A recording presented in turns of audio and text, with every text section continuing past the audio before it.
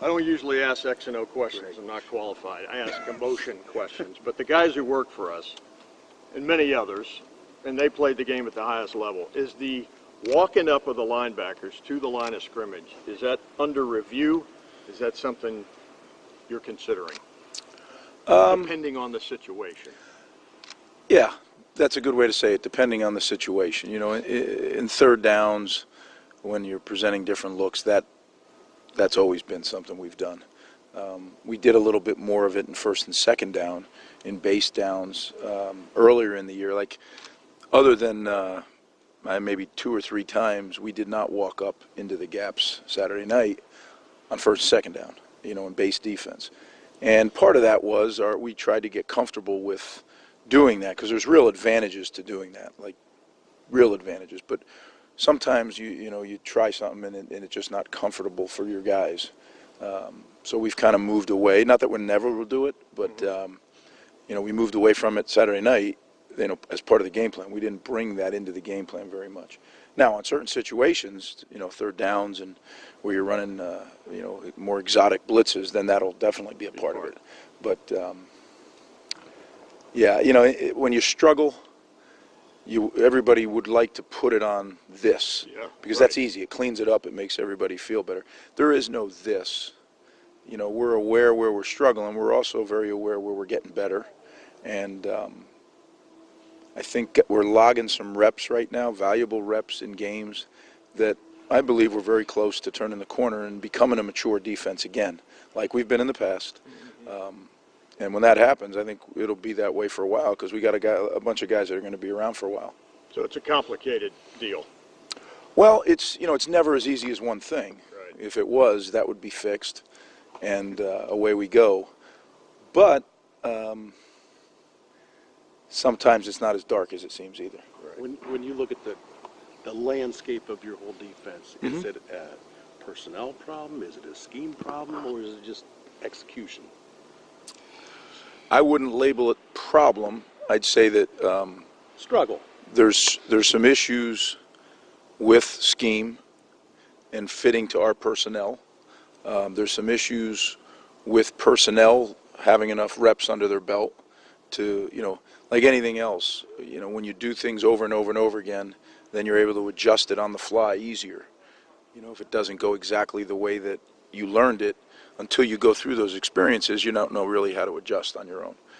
But like I said, I think we are getting close, and this week is really good. Yesterday was a great day to really just focus on the things that we felt we needed to focus on without an opponent on the horizon. You got to get ready for this play or that play. So I'm excited. I know it stinks to lose. It stinks to have look at that scoreboard and see what it was, but I don't think we're very far off. And I've been, unfortunately, over my career, there's sometimes I've been places where you are very far off. We're not very far off, and I'm confident that the worm will turn. And good thing, because it's just in the nick of time. I mean, we're coming down the stretch now. You mentioned the work you want to do this week. Can you get in a little bit more about what the priorities would be for you in a bye week in a situation like this? It's week 9 for you all, so looking at the scheme, I don't know how difficult it is to change certain things. Obviously, you can always coach up your personnel. What's the most important thing to accomplish in a bye week for you now?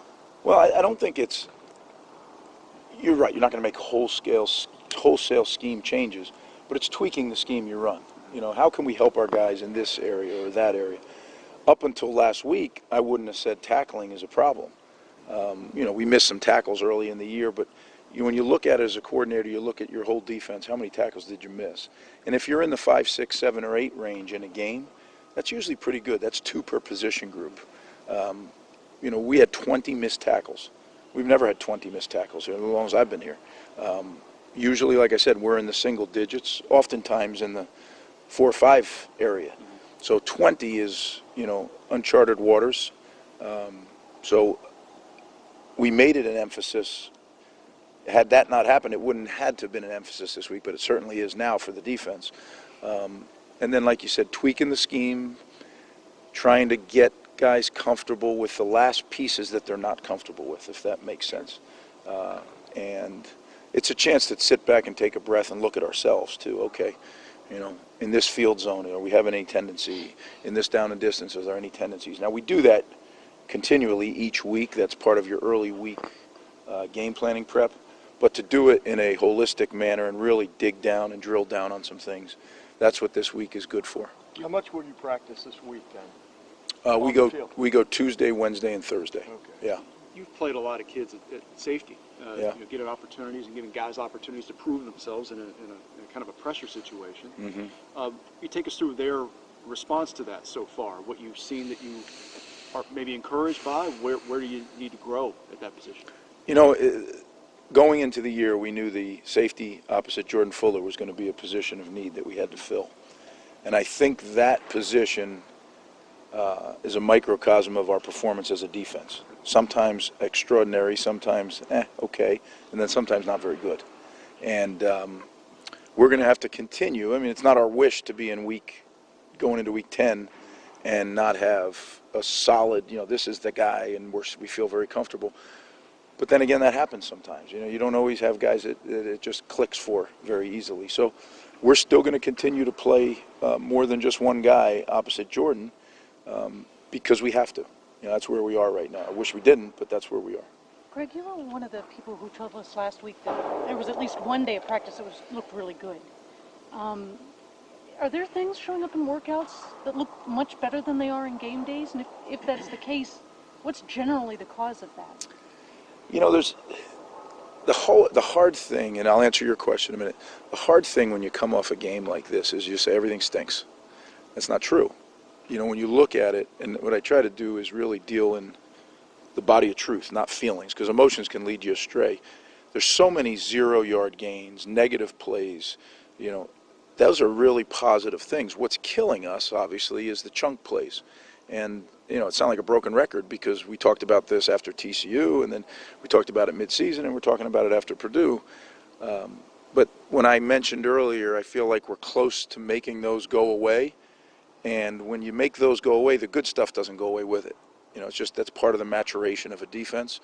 I wish it happened faster, but it's happening. And that's what gives, sure. I mean, you get back Sunday morning and early and, in the middle of the night, and it's just, what are we going to do now? But you get up and you get back to work, and you can see the positives, and you have to remember those. Otherwise, you could just beat you down.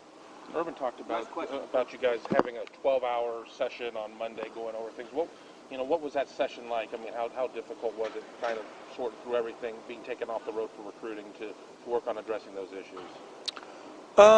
Not difficult at all. I mean, it's not fun to watch plays that you wish didn't happen. But again, that's what you do as a coach. I mean, the whole essence of coaching is being able to put your players in the best position to be successful. And when we're not successful, the first person you got to look at is yourself. Did we, first did I, and then did our assistant coaches, did we give our players the best chance possible to be successful? And as you examine it, you have to make decisions. This was a scheme issue. This was a one-on-one issue. This was a mental issue where we didn't do the job right. There's several different reasons why things don't work, and it's our job to figure out first what the problem is, and then how do you fix it? And that was a major part of Monday and yesterday. As a matter of fact, right now, I mean, we're in there right now. This is a great week for us as coaches because, like I said, we don't have the impending game to have to play where you have to have your game plans ready, and it gives us a chance to really look at us. And hopefully, like I said, I have felt this way all along. Sometimes people say, "What is he looking at?" That's what I do, and I see that we're close, and I'm excited about that, and I'm excited about this team. We're in 7-1 after we are 7-1, right? 7-1 Yes, yeah. after a horrible loss, but a lot of football to play. Let's wait to judge this thing until it's over. Thanks, guys. Bye week, Appreciate it. Great time, you think? Yeah, it was good. Good time.